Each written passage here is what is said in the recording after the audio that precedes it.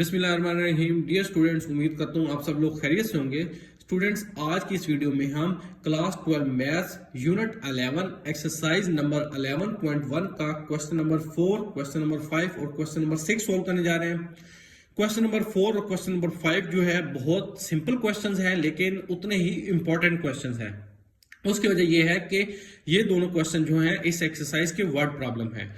और शुरू से ही मैं आपको बताता आ रहा हूं, जब हमने इस बुक को सोल्व करना शुरू किया था, कि जो वर्ड प्रॉब्लम होते हैं वो बहुत इंपॉर्टेंट होते हैं। उसकी डिफरेंट रीजंस होती हैं, जिसमें से एक रीजन तो ये होती है कि उसमें स्टेटमेंट होती है।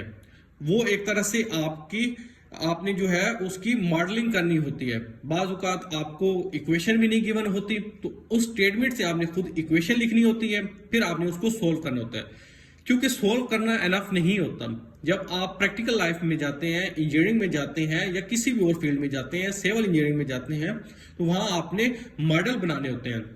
आपके पास एक फिजिकल प्रॉब्लम होता है, उसकी बेस पे आपने खुद प्रॉब्लम डिजाइन करना होता है। तो जब आप इक्वेशन लिख सकेंगे, मैथमेटिकली मॉडलिंग कर सकेंगे, तो तब आप उसको सोल्व कर सकते हैं ना, डिफरेंट मैथमेटिक्स की टेक्निक्स यूज कर। तो इस हिसाब से जो हमारे पास वर्ड प्रॉब्लम होते हैं वो बहुत इंपॉर्टेंट होते हैं। सोल्व करना तो बहुत इजी होता है, और बाज़ औक़ात इन वर्ड प्रॉब्लम में भी जो हमारे पास इक्वेशन होती है वो दे दी गई होती है।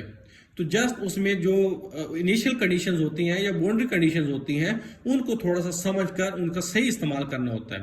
तो इसलिए जो पेपर सेटर होता है वो ज्यादा फोकस करता है, कोशिश करता है कि वर्ड प्रॉब्लम जो है वो पेपर में ज्यादा से ज्यादा ऐड की जाए। उस तरह आपके कंसेप्ट भी चेक हो जाते हैं और आपकी जो अंडरस्टैंडिंग है बेसिक मैथमेटिक्स की वो भी चेक हो जाती है। तो आपने वर्ड प्रॉब्लम बिल्कुल भी छोड़नी नहीं है किसी भी एक्सरसाइज के। तो क्वेश्चन नंबर 4 है, the production function G for the United States was one estimated as. United States की प्रोडक्शन की बात हो रही है और उस प्रोडक्शन को एक फंक्शन जी से रिप्रेजेंट किया गया है, और वो कुछ इस तरह से कैलकुलेट किया गया है कि जी जो है वो F of X Y equal है X power 0.7 into Y power 0.3। तो हमें फंक्शन दे दिया गया है और ये भी बता दिया गया है कि इस फंक्शन में एक्स और वाई क्या चीज है। Where X stands for the amount of labour, X जो है वो रिप्रेजेंट कर रहा है कि कितनी लेबर जो है वो यूज हुई, and Y stands for the amount of capital, और वाई जो है इसमें अमाउंट ऑफ कैपिटल को यूज शो कर रहा है। कैपिटल में सारे एहसासाजात आ जाते हैं, आपकी कॉस्ट आ जाती है, डिफरेंट टाइप्स की कॉस्ट आ जाती है। Find the marginal productivity of labour delta G और delta X and of capital delta G और डेल्टा वाई। तो देखें, करना हमने वही काम है जो हम इस एक्सरसाइज में क्वेश्चन नंबर 3 में हमने बहुत डिटेल में किया है, कि हमने पार्शियल डेरिवेटिव फाइंड करना है इस फंक्शन का with respect to variable X and variable Y. चूंकि ये फंक्शन जी जो है ये एक्स और वाई वेरिएबल का फंक्शन है, लेकिन थोड़ा सा उसमें चूंकि हमें स्टेटमेंट दे दी गई है, तो आपने बिल्कुल घबराना नहीं है, कंफ्यूज नहीं करना खुद को, और आपने जो है वो समझना है क्वेश्चन को। तो हम बिना वक्त जाए किए इस क्वेश्चन को जो है अब वो सोल्व कर लेते हैं। हमने डेल्टा जी और डेल्टा एक्स फाइंड करना है, जो कि मार्जिनल प्रोडक्टिविटी ऑफ लेबर है।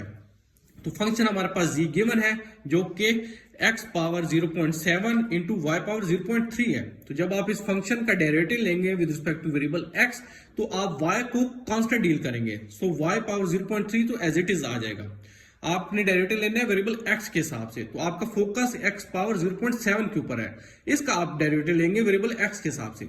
तो पावर रूल यूज कर लें, 0.7 पावर शुरू में आ गई, अब पावर में से 1 सब्ट्रैक्ट कर लें तो एक्स पावर 0.7 माइनस 1 आ जाएगा। विदाउट पावर ये एक्स है, तो एक्स के हिसाब से डेरिवेटिव 1 होता है, इसलिए वो यहाँ पे नहीं लिखा गया।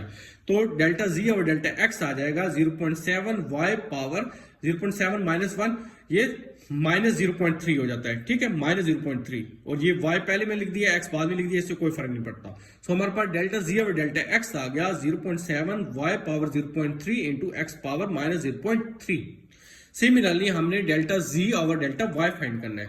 अब आप इस फंक्शन में y के हिसाब से डेरिवेटिव ले लें और x टर्म को जो है वो कांस्टेंट डील कर लें। So x power 0.7 as it is लिख ली, y पावर 0.3 का डेरिवेटिव लिया पावर रूल यूज करके, पावर स्टार्ट में आ गई, पावर में से 1 सब्ट्रैक्ट हुआ, तो ये 0.3 माइनस 1 ये माइनस 0.7 बनता है। सो डेल्टा जी और डेल्टा y आ गया 0.3, कांस्टेंट पहले लिख लिया, x power 0.7 into Y power minus 0.7। तो स्टूडेंट्स, इस तरह हमारा यहाँ पे क्वेश्चन नंबर 4 जो है वो कंप्लीट हो जाता है। हमने marginal productivity of labour delta G और डेल्टा एक्स और marginal productivity of capital delta G और डेल्टा वाई जो है वो दोनों चीजें कैलकुलेट कर ली जो हमसे पूछी गया था। Now come to the question number 5.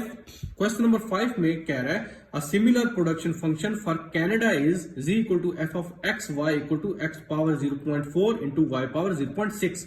देखिए जिस तरह हमने क्वेश्चन नंबर 4 में जो काम किया वो ही हमने क्वेश्चन नंबर 5 में भी करना है, बस स्लाइटली सा डिफरेंस है। डिफरेंस कहाँ है, जो हमारे पास फंक्शन है वो भी ऑलमोस्ट सेम है, जस्ट इसकी जो पावर्स हैं वो थोड़ी सी चेंज कर दी है और ये कहा गया कि ये जो अब प्रोडक्शन फंक्शन है ये यूएसए की जगह कनाडा का है, तो इससे कोई फर्क नहीं पड़ता। और इसमें एक्स और वाई अगेन सेम चीज को रिप्रेजेंट कर रहे हैं। एक्स शो कर रहा है अमाउंट ऑफ लेबर को और वाई रिप्रेजेंट कर रहा है अमाउंट ऑफ कैपिटल को। तो हमने सेम चीज कैलकुलेट करनी है, marginal productivity of labour delta G और डेल्टा एक्स और marginal productivity of capital delta G और डेल्टा वाई। तो मैथमेटिकल कैलकुलेशन सेम रहेगी। सबसे पहले डेल्टा जी और डेल्टा एक्स फाइंड कर लेते हैं। ये बेसिकली जी ऑफ एक्स भी आप लिख सकते हैं शॉर्टकट में से, ठीक है, जिस तरह एफ ऑफ एक्स लिखते हैं जी ऑफ एक्स। सो इस केस में अगेन चूंकि वेरिएबल एक्स के हिसाब से डेरिवेटिव लेना है तो वाई वेरिएबल कांस्टेंट डील होगा। So Y power 0.6 as it is आ जाएगा और एक्स पावर 0.4 का जब आप पार्शियल डेरिवेटिव लेंगे तो प्रोडक्ट रूल यूज हो जाएगा। 0.4 पावर स्टार्ट में आ गई, पावर में से 1 सब्ट्रैक्ट हुआ तो ये बन गया एक्स पावर 0.4 माइनस 1। तो सिंपल जब आप करेंगे तो ये आ जाता है 0.4 into X power 0.4 minus 1 minus 0.6 into Y power 0.6। Similarly delta G और डेल्टा वाई आ जाएगा। इसमें अब आप एक्स वेरिएबल को कांस्टेंट डील करेंगे। So X power 0.4 as it is आ गया, वाई पावर 0.6 का आप पार्शियल डेरिवेटिव ले लेंगे वेरिएबल वाई के हिसाब से। So power rule again use हुआ, पावर 0.6 स्टार्ट में आ गई, पावर में से 1 सब्ट्रैक्ट हो गया।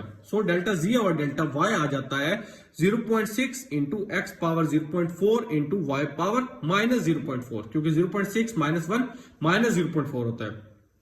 तो इस तरह हमने marginal productivity of labour delta G और डेल्टा एक्स और marginal productivity of capital delta G और डेल्टा वाई जो है वो कैलकुलेट कर ली और यहां पे हमारा क्वेश्चन नंबर 5 जो है वो कंप्लीट हो जाता है। अब हमारे पास क्वेश्चन नंबर 6 है, बहुत छोटा सा क्वेश्चन है, उसको भी हम जल्दी जल्दी से जो है वो सोल्व कर लेते हैं क्योंकि उसमें कोई नई चीज नहीं है, वो भी इन्हीं कंसेप्ट के साथ लिंक है। तो उसके साथ हमारी ये एक्सरसाइज जो है वो कंप्लीट हो जाएगी।